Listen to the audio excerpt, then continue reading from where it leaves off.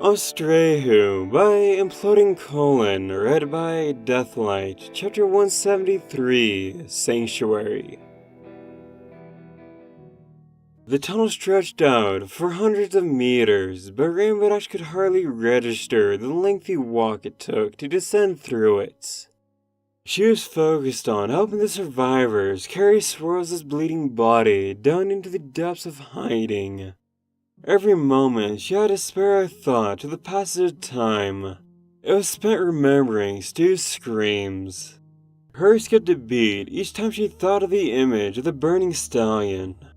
She had seen such horror before, up high, upon the mesa in the center of Sylvatal.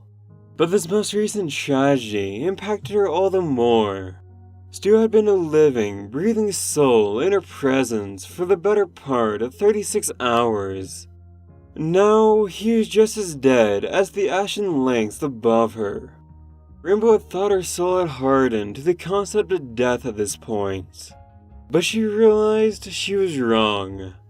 She wasn't quite sure that sensitivity was something to be grateful for or not. At last, the tunnel opened up, and a large cavern stretched wide like a granite arena. The place was bright, illuminated by hundreds, if not thousands of candles. Rainbow lingered briefly while carrying her half of Swirls. She had to look up to catch sight of the place's ceiling. The interior sanctuary was easily over 100 meters from the interior's base. Rainbow Dash saw no stalactites, or else, if there was any, she imagined that they had been somehow removed by Civilian engineers over time. An insane feat in and of itself. Lining the ground walls of the place, several pocket enclosures stretched. They served as households, and they were connected to one another with wooden stairs.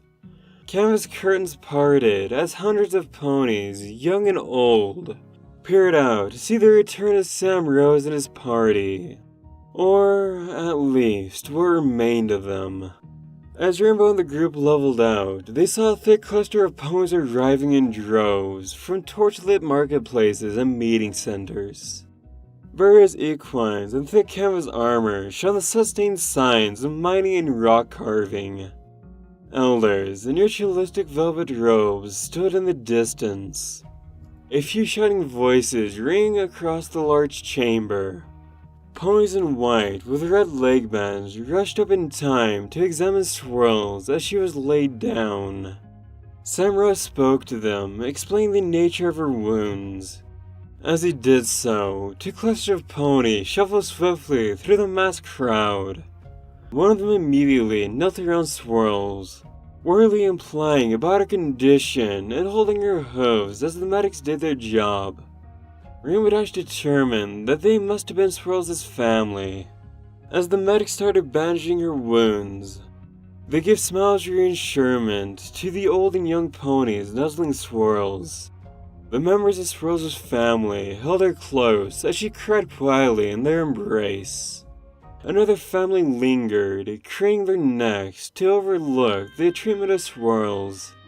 Their faces hung in pale grimaces of distress. Sam saw them. With a deep breath, he strolled through the crowd and removed his dragon skull helm. He gazed solemnly at the oldest mare and stallion of the group. In a low voice, he spoke to them.